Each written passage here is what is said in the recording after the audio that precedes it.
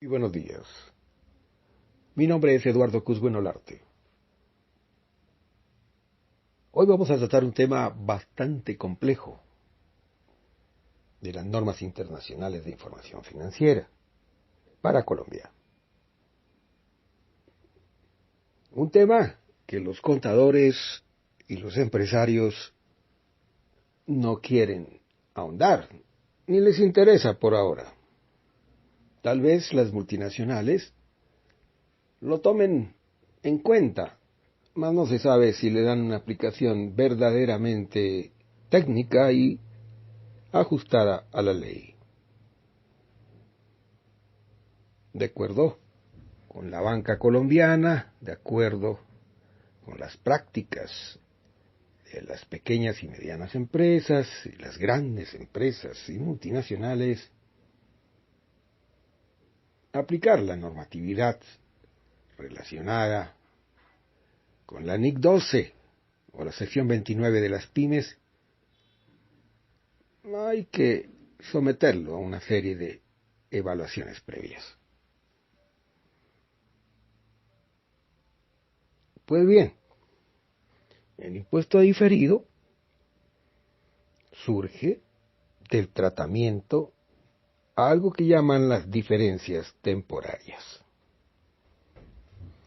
Hay diferencias temporarias, hay diferencias permanentes, y en otra época habían diferencias temporales.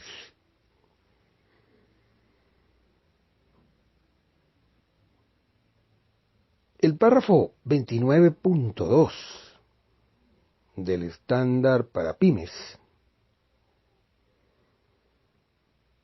exige que una entidad reconozca las incidencias fiscales presentes y futuras de transacciones y otros sucesos reconocidos en los estados de situación financiera. Por su parte, el párrafo 3.3 de la norma para pymes exige que una entidad debe atender sin excepción todos los lineamientos normativos, incluyendo el reconocimiento y la medición del impuesto diferido. El impuesto diferido, entonces, es una exigencia de la sección 29 en el caso de las pymes. En el párrafo 29.8 de dicho instrumento, dice que una entidad reconocerá un activo pasivo por impuestos diferidos por el impuesto por recuperar o pagar en periodos futuros como resultado de transacciones o sucesos pasados. Este impuesto surge de la diferencia entre los importes en libros de los activos y pasivos de la entidad en el estado de situación financiera y los importes atribuidos a los mismos por parte de las autoridades fiscales. Estas diferencias se denominan diferencias temporarias. Y la compensación de pérdidas o créditos fiscales no utilizados hasta el momento procedentes de periodos anteriores. ¿Y qué pasa cuando una entidad no calcula el impuesto diferido? Pues que deja de reconocer los impactos fiscales actuales y futuros de la realización o liquidación de un activo o pasivo, alterando sus utilidades. No reconocer un impuesto diferido genera impactos relevantes en periodos futuros a medida que se reinviertan las diferencias temporarias. Luego todas las entidades deben reconocer y medir los impuestos diferidos resultantes de una comparación de las diferencias entre el valor contable y el valor fiscal de sus activos y sus pasivos. Repítese que el impuesto diferido surge por diferencias en los saldos de activos y pasivos que se generan por requerimientos contables y fiscales, no por diferencias de los estados de resultados, se aclara.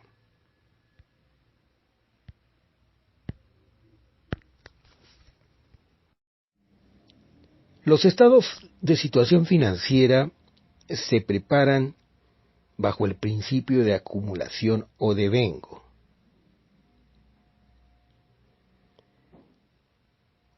Tienen que ver,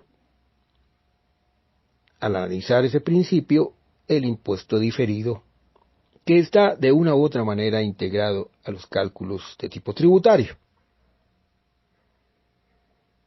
Pero no hay que olvidar que los fines que persiguen las normas tributarias en Colombia también difieren de los objetivos de la información contable o financiera.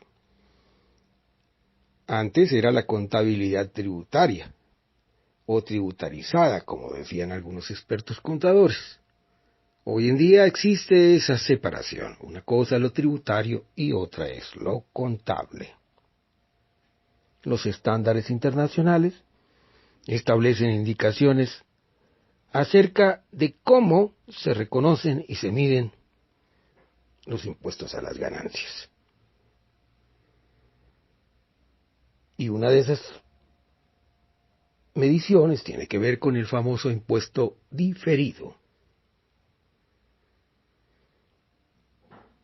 que debe representar, por supuesto, los efectos fiscales actuales y futuros que se deriven de transacciones realizadas por las entidades, en las cuales éstas realizan sus activos o liquidan sus pasivos al valor reconocido en los estados de situación financiera.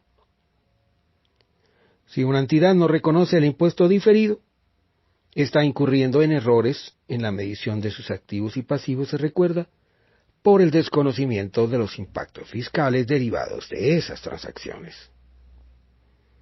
El reconocimiento de un pasivo por impuestos diferidos debe hacerse a lo largo del tiempo de una operación realizada.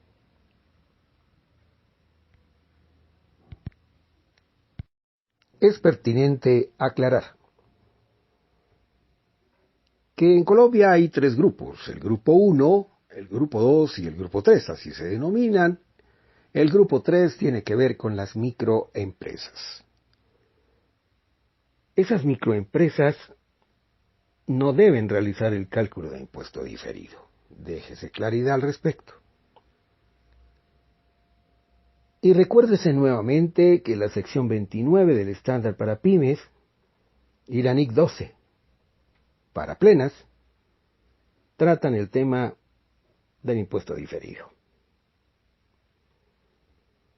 y exigen el registro de discrepancias entre saldos contables y fiscales para identificar dichas diferencias temporarias que dan lugar al impuesto diferido. Las diferencias temporarias tienen básicamente dos efectos. Las hay imponibles y las hay deducibles. Imponibles cuando implican en periodos posteriores el pago de un mayor impuesto de renta, y son deducibles si implican lo contrario, el pago de un menor impuesto de renta en periodos posteriores. Entonces, surge una pregunta: ¿y cuando se trata entonces de un pasivo o cuando se trata de un activo diferente? Pues por supuesto que lo es. Cuando se trata de un pasivo, se genera una diferencia temporaria imponible que origina un impuesto diferido pasivo, que quiere decir que se va a pagar un mayor impuesto de renta. Si es al contrario, es decir, que esa diferencia temporaria deducible origina un impuesto diferido activo, por consiguiente se pagará un menor impuesto de renta. Eso en relación con los pasivos. Pero cuando se trata de un activo, ¿qué pasa? Pues se genera una diferencia temporaria deducible que origina un impuesto diferido activo. En consecuencia, se pagará un menor impuesto de renta. Si es al contrario, entonces se genera una diferencia temporaria imponible que origina o genera un impuesto diferido pasivo y se pagará en consecuencia un mayor impuesto de renta. Hay varios métodos para identificar naturalezas de impuestos diferidos o de los procesos relacionados con sus cálculos o sus determinaciones. Hay un método que se llama el método del burrito balancín. Entonces la entidad simplemente calcula el valor fiscal de la partida que genera la diferencia, analiza la base contable, mira si hubo incremento o no del patrimonio contable con respecto al patrimonio fiscal o tributario. Si la base contable incrementa el patrimonio, ahí en ese momento el impuesto diferido lo disminuye y por tanto es un pasivo. Si es al contrario, si se parte de la base fiscal, la base contable disminuye el patrimonio, entonces el impuesto diferido que lo incrementa en consecuencia se convierte en un activo. Si el activo hace subir el patrimonio, el impuesto lo hace bajar, entonces es pasivo. Si el activo hace bajar el patrimonio, el impuesto lo hace subir y entonces es activo. Si el pasivo hace subir el patrimonio, el impuesto lo hace bajar, es pasivo. Si el pasivo hace bajar el patrimonio, el impuesto lo hace subir y entonces es activo. Bien, el impuesto diferido, entonces, se recuerda nuevamente, surge como resultado de identificar diferencias entre las bases contables y fiscales o tributarias de los activos y pasivos, generando así diferencias imponibles o deducibles. El patrimonio fiscal inferior al contable da orientaciones sobre la posibilidad de acumulación de una deuda de tipo tributario y hasta estaría hablando de un impuesto diferido pasivo para un contribuyente.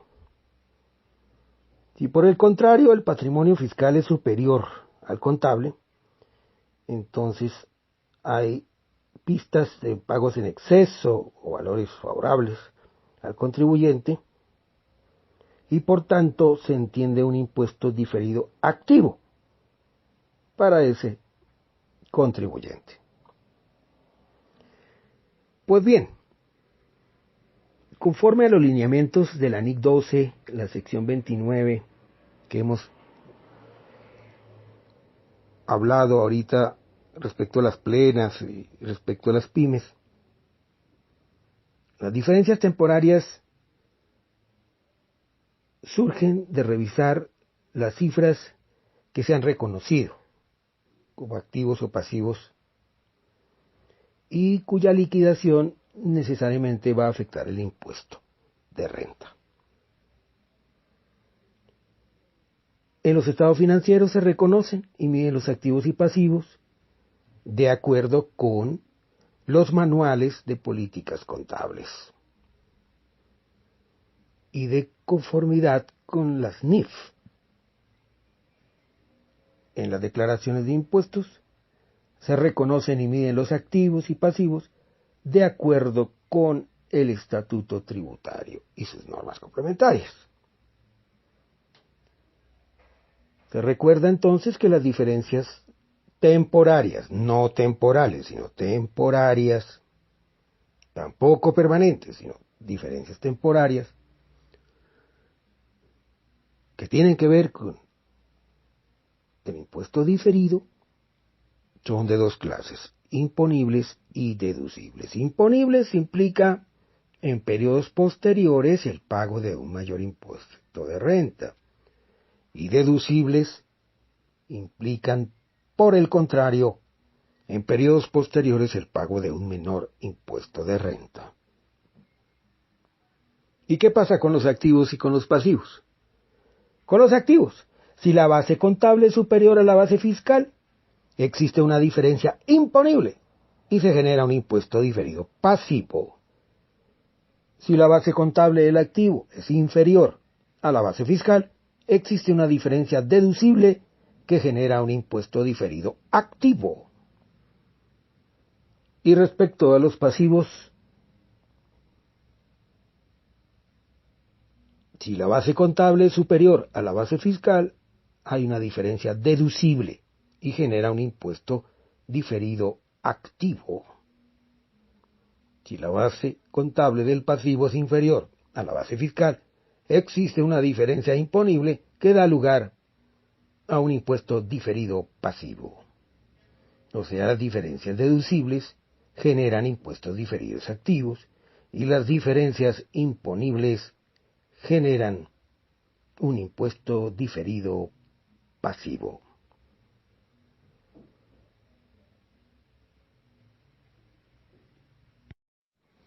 Es importante aclarar algo sobre las diferencias temporales.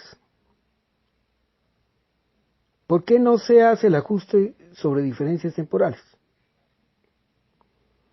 que son percibidas en el estado de resultados, y si por el contrario se habla de diferencias temporarias que son percibidas en un estado de situación financiera? No se hace sobre diferencias temporales porque no hay un enfoque de dicho cálculo de impuesto diferido, porque estas diferencias se acumulan periodo a periodo y de una u otra manera se evidencian como diferencias temporales en estado de situación financiera.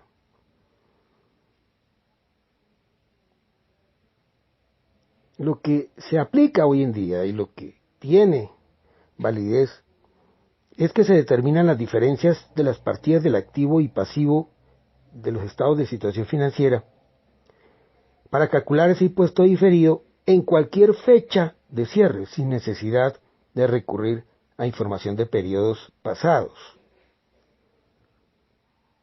Cuando hablamos de estados de resultados, hablamos de diferencias temporales, así por ejemplo, respecto a las depreciaciones. Y en cambio, cuando hablamos de diferencias temporarias, estamos hablando de un estado de situación financiera, por ejemplo, las diferencias entre las bases contable y fiscal de un activo fijo. La diferencia origina el impuesto diferido pasivo, implica entonces un pago de mayor impuesto de renta en periodos futuros.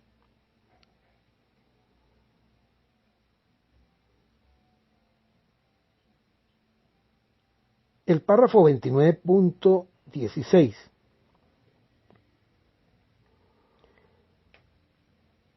contenía únicamente dos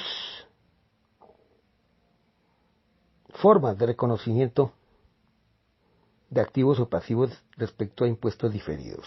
Dos formas. Ambas hablaban de las diferencias temporarias, unas asociadas a ganancias de subsidiarias, asociados, negocios conjuntos, y la otra en relación con la plusvalía. Posteriormente, con el anexo 2.1 del decreto 2420 de 2015, que fue introducido por el decreto 2496 de 2015, el párrafo 29.13 contempla 5 casos de diferencias temporarias, en los cuales no se reconocen activos o pasivos por impuestos diferidos. Es decir, que de 2 pasó a 5 no reconocimientos de activos o pasivos por impuestos diferidos. Las diferencias que surgen entre el valor fiscal y el valor contable cuando los activos adquiridos y los pasivos asumidos en una combinación de negocios hayan sido reconocidos al valor razonable. Cuando la diferencia que surge entre el valor fiscal y el valor contable, cuando al final del ejercicio se efectúen revaluaciones a las propiedades planta y equipo. Las diferencias asociadas al reconocimiento contable de plusvalías que también surgen en la combinación de negocios. Las diferencias que surgen entre el valor contable y el valor fiscal en el reconocimiento inicial de un activo o un pasivo, y finalmente, las diferencias que surgen entre el valor fiscal y el valor contable de las inversiones en subsidiarias, sucursales y asociadas. El decreto 2170 de 2017 incorporó una excepción. No todas las diferencias temporarias dan lugar a activos y pasivos por impuestos diferidos. Y esto cambiará a partir del 1 de enero de 2019. Por su parte, la Ley 1819 de 2016, conocida como la Reforma de 2016, Reforma Tributaria, no cambió la metodología de contabilización del impuesto diferido y no tiene efectos sobre su cálculo. Las diferencias temporarias, en consecuencia, corresponden a disimilitudes entre el valor fiscal y contable o diferencias de esos activos y pasivos, base para el cálculo del impuesto diferido. Las pérdidas fiscales o tributarias no utilizadas constituyen impuestos diferidos para la entidad, en tanto que representan derechos a disminuir la carga impositiva en un futuro. Los activos y pasivos, por impuesto diferido, resultan de multiplicar las diferencias temporarias. Las pérdidas fiscales no compensadas o los créditos fiscales no utilizados, cualquiera de esos valores, por las tasas de tributación vigentes. Luego, contablemente, habrá que actualizar las partidas de acuerdo con la tasa que esté en cada momento y reajustar estimaciones con periodos anteriores y con cargo a resultados. Respecto a las pérdidas fiscales del impuesto diferido, en Colombia no aplica el párrafo 29.2 del estándar para pymes. Aplica el párrafo 29.21, según el cual el impuesto se puede disminuir en periodos siguientes por la aplicación de pérdidas fiscales, las cuales se deben reconocer como un activo por impuesto diferido. Cuando las pérdidas se compensan, el impuesto diferido empieza a revertirse. El párrafo 29.2 no se aplica porque las entidades compensan la pérdida de un periodo con las ganancias de uno o más años anteriores. Eso se da en otros países, en Colombia no se da. En Colombia se da el fenómeno contrario.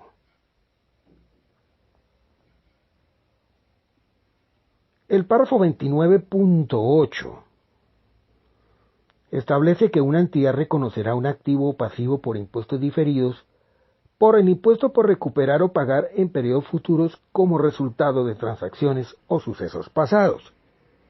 Este impuesto surge de la diferencia entre los importes en libros de los activos y pasivos de la entidad en el estado de situación financiera y los importes atribuidos a los mismos por parte de las autoridades fiscales. Esas diferencias se denominan diferencias temporarias. Y la compensación de pérdidas o créditos fiscales no utilizados hasta el momento procedentes de periodos anteriores. Es decir, que el impuesto corriente es un impuesto por pagar recuperable por las ganancias o pérdidas fiscales del periodo corriente o de periodos anteriores. Pero, vuelve y se repite, solo aplica en Colombia el párrafo 29.21 y el párrafo 29.22. Solo esos párrafos.